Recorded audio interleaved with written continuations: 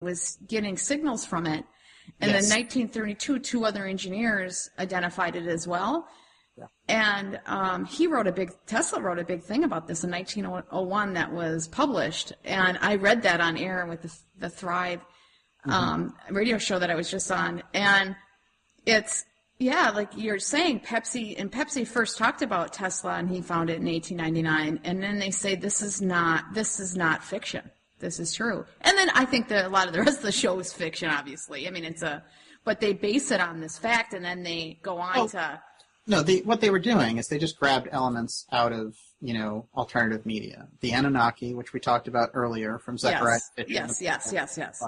And they grabbed the Black Knight satellite and Nikola Tesla, all pillars in the alternative media. But see, what they realize is that there is a market share. People are interested in those topics.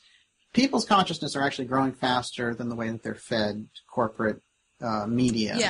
Yes. So what are they going to do with that? So you do see things like, we had the return of the X-Files show, but when the X-Files show came out recently, they were filled with, all kinds of government secrecy aspects. They were so advanced in a way. They had drawn so much from the alternative media research that, you took a look at that and you say, wow, that's out there in the open now. People are talking about reverse engineered ET craft. They're talking about, Nazi underground groups that left after the war and thrived in South America and financed much of the drug trade and things like this. So, the word is getting out there at that. But the question is, we have this kind of schizophrenic situation, I think, where the regular corporate public news, the corporate media, the mainstream media looking at this, they don't do anything about it. They stick to the traditional lines that the government sticks to because the government wants to keep the technology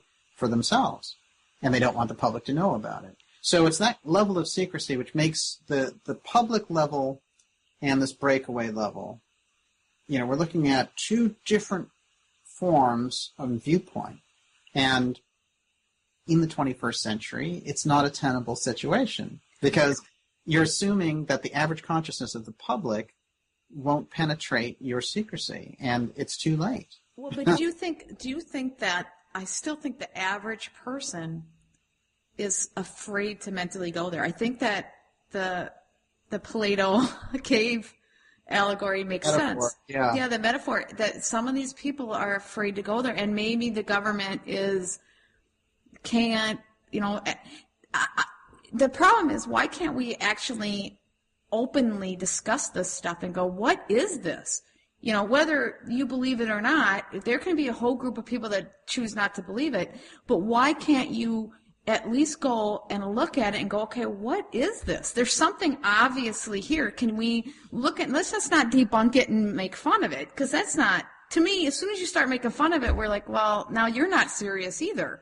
There's all these facts that are pointing to something, and now you're making fun of it. Well, you're wasting my time. I want some serious look into some of these things. And I think that a lot of these people are like, if we can at least be open and more say, okay, let's look at, let's look at some of this stuff more seriously. I think the regular people would be ready for a lot of that. Absolutely.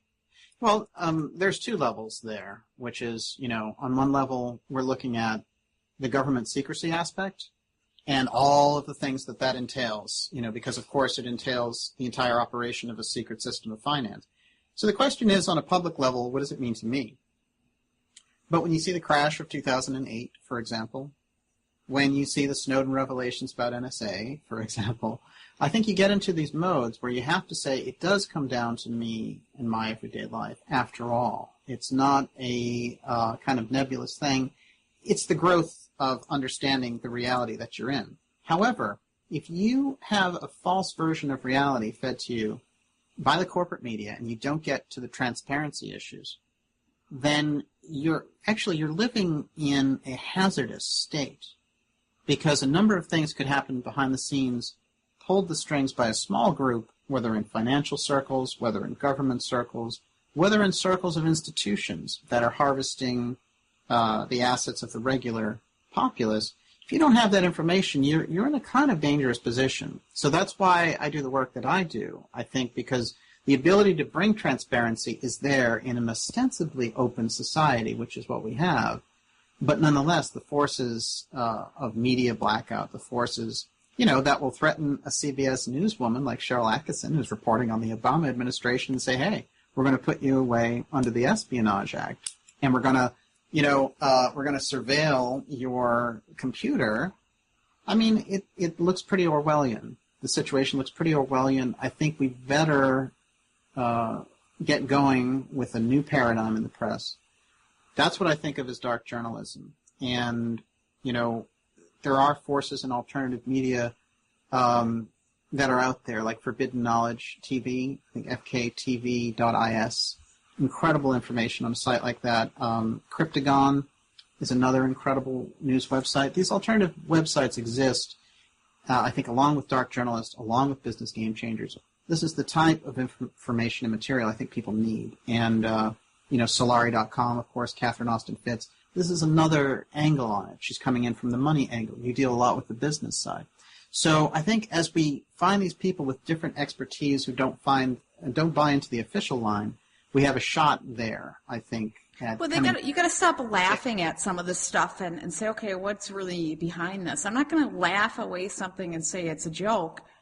It's not. Everything's not automatically a joke. Yes. Let's look at this stuff and if Tesla found a satellite in 1899, well, what's that? Let's look at that, and that's not a joke.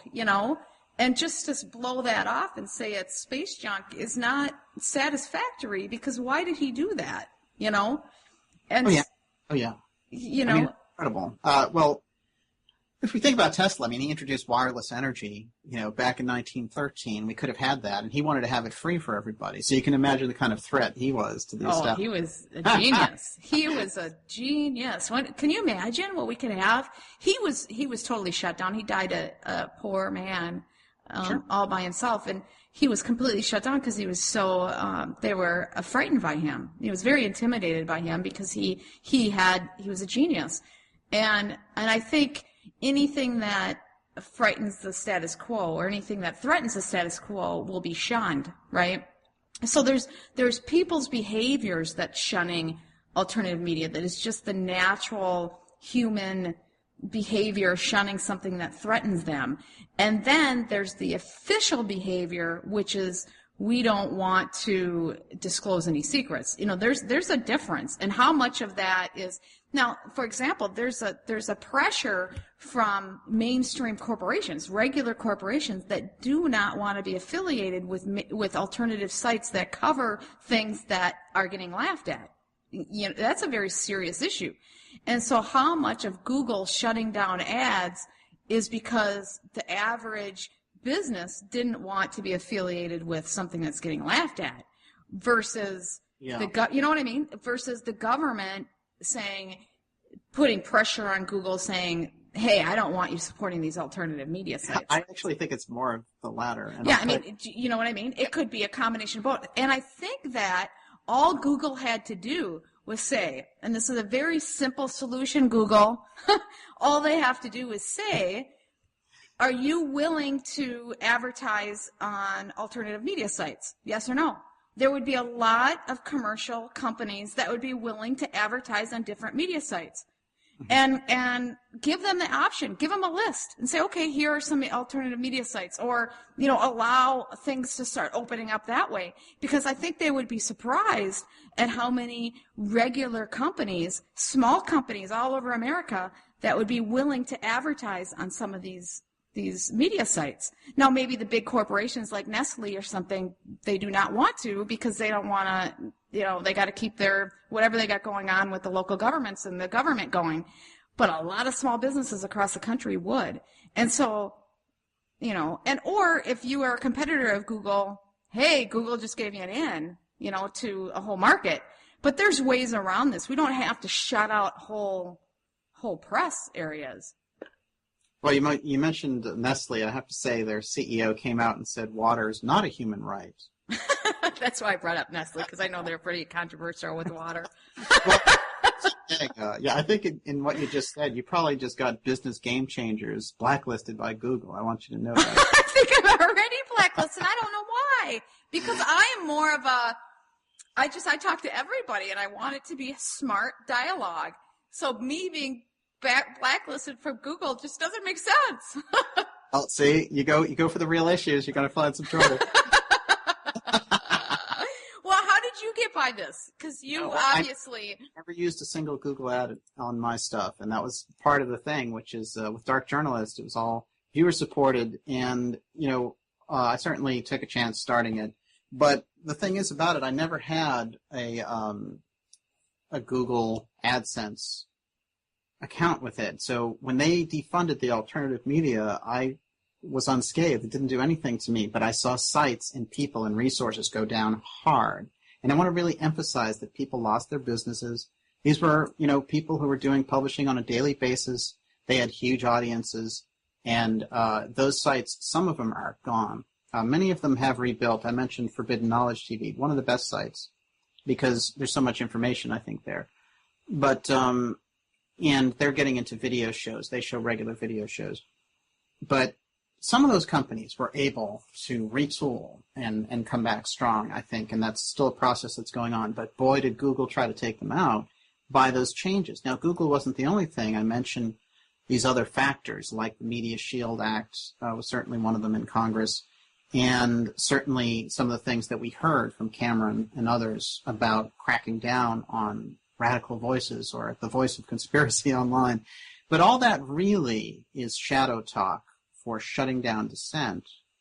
And that's what it gets down to. So they might sort of masquerade it as we're fighting a kind of Islamic extremism online, but everybody gets caught up in that net. You can get the people who expose your political kind of wrongdoings out of the picture as well. So never fall for that line, because certainly there's always more to it than the eye can see. Well, absolutely. But when is it?